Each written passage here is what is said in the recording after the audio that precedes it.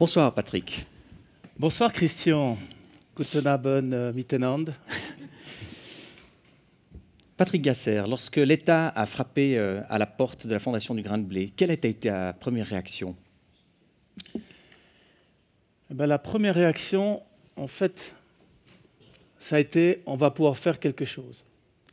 Je pense que nous tous, quand on regarde la télé et qu'on voit ces familles, ces migrants qui sont dans les rues, qui sont dans la boue, on est devant la télé et on se dit mais qu'est-ce que je pourrais faire? Qu'est-ce que je peux faire pour les aider? Et c'est vrai que là, à ce moment-là, quand on reçoit ce coup de fil, on se dit tiens, il y a peut-être quelque chose qu'on va pouvoir faire et pas seulement avoir de l'empathie, mais entrer en action. Mais est-ce que c'était comme ça évident de se dire je libère mon centre de camp de vacances? J'imagine que tu avais des réservations qui étaient déjà entrées pour accueillir des réfugiés. Oui. Alors c'était un choix. Quand on a, comme on l'a dit ce matin, quand on a une vision, quand on a une envie, eh bien, après, il y a de l'action derrière, il y a des choses à mettre en place. Et voilà, c'était un choix de libérer de la place pour des familles de migrants. Et puis alors, d'où sont-ils venus ces réfugiés? Afghanistan, Érythrée, Syrie, Afrique. Voilà. Comment ça se passe au quotidien? Quelles activités propose la Fondation du Grain de Blé à ces réfugiés? Alors on a levé des bénévoles, c'était incroyable. En quelques semaines, une cinquantaine de bénévoles qui sont venus, où on a présenté les différentes activités qu'on pouvait faire, mais c'est plutôt eux qui nous ont présenté ce qu'ils pouvaient faire. Et c'était incroyable de voir cette solidarité dans le village, même dans le canton, en tout cas dans le district. Donc tous les samedis, on fait du football avec. On a été faire du patin. Il y en a 3 qui sont rentrés avec le plâtre, du patinage artistique. On fait aussi de la peinture, des cours de français, parce qu'en fait, c'est très important qu'ils puissent parler notre langue, parce que le pari là-dedans, c'est l'intégration. Et sans la langue, c'est dur de s'intégrer. Je profite pour dire que la traductrice, en tout cas, quand ça parlait allemand et que moi j'avais le français, c'était le top. Sur la maison de Jura Rosalie, on peut lire ce texte de la Bible. « Tes paroles ont été pour moi le bonheur et la joie de mon cœur ». Comment est-ce que tu gères finalement cette identité chrétienne de l'institution, la Fondation du Grain de Blé, avec le fait que la plupart des réfugiés qui sont accueillis dans cette institution, dans cette maison, sont sans doute d'arrière-plan musulman?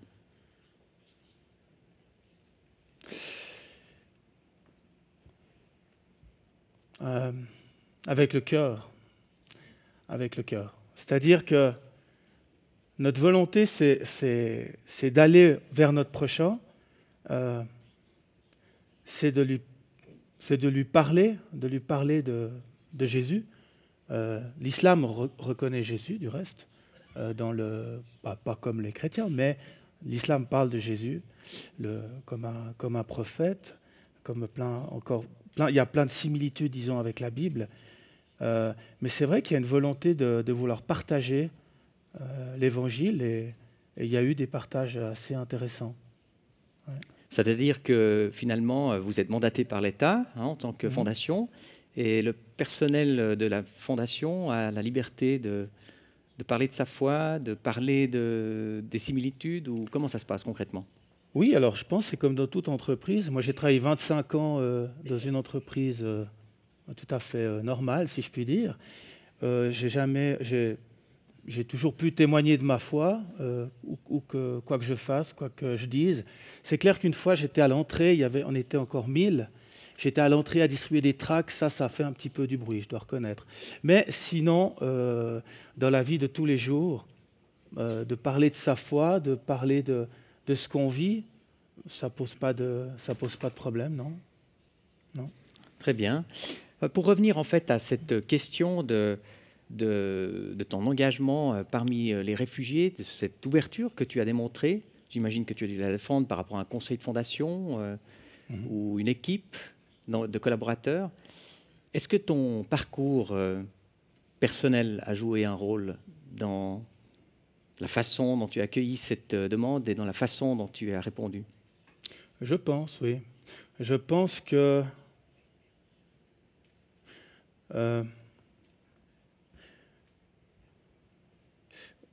redis voir la question. En allemand ou en français? Non, en français. Je me demandais dans quelle mesure, en fait, ton parcours personnel Ouais. a une influence sur la façon dont tu as accueilli la demande de l'État, la façon dont tu l'as présentée au Conseil de fondation et à tes collaborateurs, et la façon dont tu as répondu finalement à cette demande de l'État. Moi, je pense que l'expérience, c'est toujours quelque chose qu'on capitalise. Et c'est bien d'avoir une expérience. Bon, il faut aussi dire que je travaille aussi depuis 10 ans pour la protection de la jeunesse. Donc, ma femme et moi, on est famille d'accueil, aussi des familles d'accueil d'urgence. Donc, ça veut dire que s'il y a des problèmes dans le canton, la police, elle a notre téléphone. Enfin, voilà, on a accueilli beaucoup d'enfants. Donc, on avait peut-être déjà, je sais pas, un accès, si je puis dire, à ça. Comment expliquer cette sensibilité à l'étranger, aux démunis, à l'enfant en difficulté? Ben, c'est dans le cœur. Et ça, je crois qu'on est beaucoup à avoir ça dans le cœur. La défense du plus pauvre, la défense du démuni, la défense de celui qu'on met à part. Et je pense que c'est ce que Dieu attend de nous, qu'on défende le plus faible. Et c'est ce qui me touche aussi, la personne de Jésus. Ce qui me touche aussi, c'est comme il a été rejeté. Il aurait pu faire taire tout le monde. Je pense à cette parole sur la croix, quand les religieux, il dit mais si tu es le Fils de Dieu, eh bien descends de la croix et on croira. Et il aurait pu mettre fin à toute cette histoire, mais non, il est resté. Et je pense que de se mettre du côté du faible, de se mettre du côté du pauvre, de se mettre du côté du petit, eh ben, je pense que c'est une mission que Dieu nous donne. Et je crois que Dieu nous donne les moyens aussi pour cette mission. Je pense qu'il nous donne les moyens d'être à côté du petit, d'être à côté du faible. La question des réfugiés n'est pas encore réglée. Eh non. On parle d'un enjeu quand même important pour les années à venir. Est-ce que tu penses que les chrétiens ont un rôle essentiel à jouer dans ce domaine? Et pourquoi? Oui, je pense.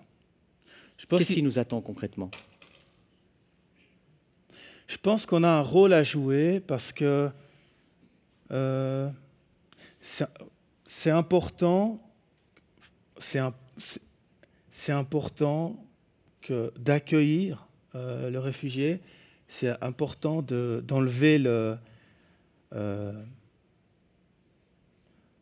on dit plein de choses et son contraire. Par exemple, on dit tellement de choses qu'il faut casser ça, parce que derrière, c'est des humains, derrière, c'est des personnes, c'est des familles, c'est des enfants.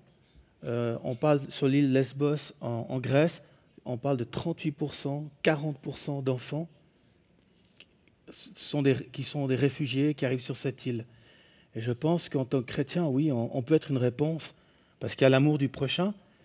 Et en plus, on peut parler de l'Évangile. Donc voilà, je pense que c'est une bonne chose. En préparant cette interview, tu me disais que nous avons en fait une plus-value à apporter en tant que chrétiens lorsque nous accueillons les réfugiés, puisque nous avons en fait des valeurs communes que d'autres qui s'occuperaient des réfugiés n'ont pas.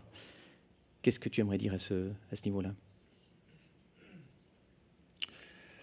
Oui, je pense qu'en tant que chrétien, on respecte les valeurs, on respecte Dieu, et par rapport à l'Occident, comme on peut se représenter l'Occident, où finalement, voilà, on a peu de valeurs, je pense qu'on est reconnu dans nos valeurs. Moi, je vois donc avec les migrants que je côtoie, ben voilà, c'est des choses qu'on peut parler, et ils sont tout à fait ouverts à parler de Dieu, de Jésus. Enfin, il peut y avoir des débats. Et disons, ici aussi, on a beaucoup de liberté pour en parler librement. Il y en a aussi qui quittent à cause de ça. Il y en a aussi qui quittent ces terres-là parce qu'ils n'ont pas la liberté d'expression, ils n'ont pas le droit de croire ce qu'ils veulent. Et en fait, on se rend compte de la richesse qu'on a ici, la liberté d'expression, les droits de l'homme, les droits de penser ce qu'on veut. Et ça, c'est une richesse qui est incroyable. Et il faut la garder. Alors c'est clair, je pense qu'on a aussi un rôle à jouer en tant que chrétien, dans le sens que de montrer aussi qu'il y a des, voilà, qu'il y a des limites quand même. Des limites, concrètement?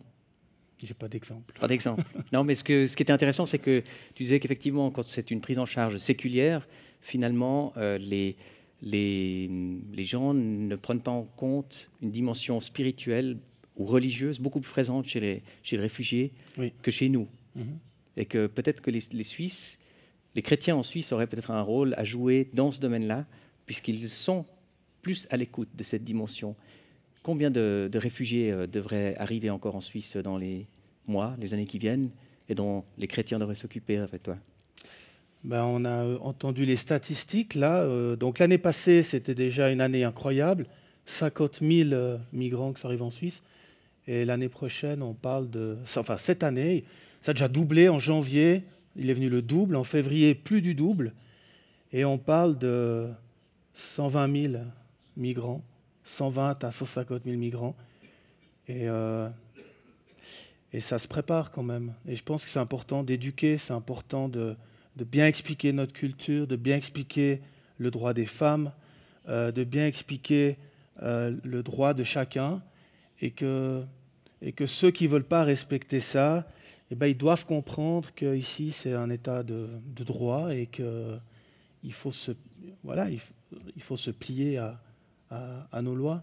Mais quelque part, en étant chrétien, en reconnaissant les valeurs de Dieu, les valeurs divines, on obtient aussi plus de respect de leur part que si tu es quelqu'un, que Dieu, ça ne t'intéresse pas.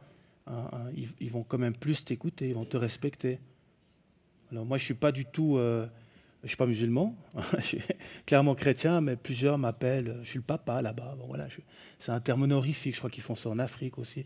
Enfin voilà, donc il peut y avoir un respect tout à fait important de par notre foi en Dieu. Alors, toi et ta famille, vous avez même été un cran plus loin, puisque vous accueillez aussi des réfugiés à la maison. Comment ça se passe concrètement?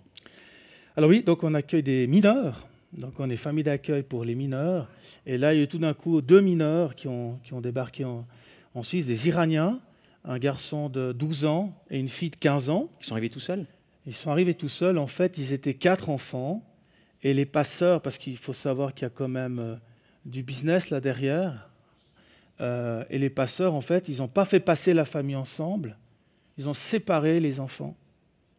Et puis, à la frontière turque, ils se sont fait tirer dessus. Et une voiture a échappé, et l'autre voiture n'a pas échappé. Et là, on a une famille qui a été divisée. Voilà, donc ils n'avaient aucune nouvelle de leurs petits frères, de leurs petites sœurs, de leur papa, de leur maman. Ils étaient là en Suisse et ils savaient, voilà. Et ils sont arrivés c'est le SPJ chez nous qui s'occupe de ça. Et on nous a téléphoné, voilà, en urgence, et on a tout de suite descendu, on a été les chercher. Et là, on a parlé des nouvelles technologies ce matin. Avec ça, là, on a Google Traduction. Donc, on a mis du temps pour comprendre qu'ils parlaient farsi, parce qu'ils étaient afghans, mais vivant en Iran. Et avec ça, on a réussi à communiquer. Mais lui aussi, le petit, ils avaient 15 et 12 ans. Quand on les a vus, ma femme, elle a dit, ils ont 15 et 12 ans, ceux-là. Ils avaient plutôt 20 et 16, hein, donc pour vous dire. Donc on s'est retrouvés avec ces deux chez nous, alors qu'on avait d'autres enfants en accueil. Moi-même, enfin nous-mêmes avec ma femme, on a déjà 4 enfants et 3 petits-enfants. Et on a encore deux enfants en accueil et encore une autre. Enfin, et ma fille, mon petit-fils qui sont revenus. Enfin, il y a du monde. Et quand ils sont venus là, lui, dès que nous, on avait le dos tourné, il faisait des signes sur les filles. Il leur faisait comme quoi il allait les égorger, il leur tirait dessus. Nous, on était tranquilles. Tout à coup, on entendait mes filles qui faisaient des hurlets parce qu'il lui faisait des signes. Et je me dis, ce gamin, qu'il ait 12 ans ou 15 ans, mais ce gamin, il a été comment est-ce qu'on dit Conditionné. Conditionné. Et si je lui apporte pas quelque chose, il est foutu, ce gamin. Et c'est vrai qu'on leur a témoigné de l'Évangile, donc sa sœur était voilée, on les a amenés à notre fête de Noël. Notre fête de Noël en famille, maintenant on ne fait plus qu'une fête, parce qu'on est une grande famille, alors nous on faisait 5, 6, 7, 8, 9, c'était que des Noëls, ça allait plus. On a décidé, on fait un Noël, tous, et on ouvre la porte à tous ceux qui veulent venir faire Noël avec nous. Et donc ils étaient là, et quand on a fait Noël, eh bien ils ont reçu des cadeaux, on leur a parlé du Seigneur, on a prié pour eux, etc. Puis il y a eu tous ces problèmes, justement, ils nous parlaient de Daesh et des choses comme ça, puis à un moment donné, ça allait un peu trop loin, les signes qu'il faisait aux filles et tout. Une fois, la nuit, on s'est levé, il a tabassé sa sœur. Enfin, c'était quand même un peu lourd, tout ça. Et puis, donc, nous, on a dit, il faut qu'il parte parce que nous, on est une famille, il fallait qu'il soit un peu suivi et tout. Mais dernièrement, j'ai appris qu'ils participent le dimanche. On a une association qui parle de l'évangile aux migrants. Et j'ai appris dernièrement qu'ils y allaient. Donc, je me suis dit, mais c'est super parce que l'Évangile, le premier qui a fait l'homme et la femme égaux, c'est le Seigneur. Le premier qui a aboli l'esclavage, c'est le Seigneur, c'est Jésus. Hein, il n'y a ni homme, ni femme, ni juif, ni grec, n'appelez personne votre maître, etc. Je me dis, mais toutes ces valeurs, je crois que l'Occident a oublié d'où venaient toutes ces valeurs. Et quelque part, ces gens qui viennent là nous rappellent. Et moi, peut-être un peu mon rêve un peu fou, c'est que peut-être certaines personnes qui ont un peu oublié toutes ces valeurs, qui ne voient pas à quoi elles servent, hein, eh bien, tu me dis, je parle trop, qui ne voient pas à quoi elles servent, qui se disent au contact de ces gens, ah, mais ça sert à ça, ah, c'est pour ça qu'il y a ça, ah, les femmes, ouais. Enfin, vous voyez, donc je me dis, ça peut être un retour à nos valeurs, mais on doit être intransigeant. Ici, on est en Suisse et ça se passe comme ça, si vous voulez. Pas vous comporter comme ça, eh ben c'est billet retour. Et pour terminer, quel est ton rêve pour ces réfugiés qui viennent en Suisse? Mon rêve, c'est qu'ils rencontrent le Seigneur. Merci beaucoup, Patrick Gasser, de nous avoir ouvert ton cœur et de nous avoir parlé de cet accueil des réfugiés.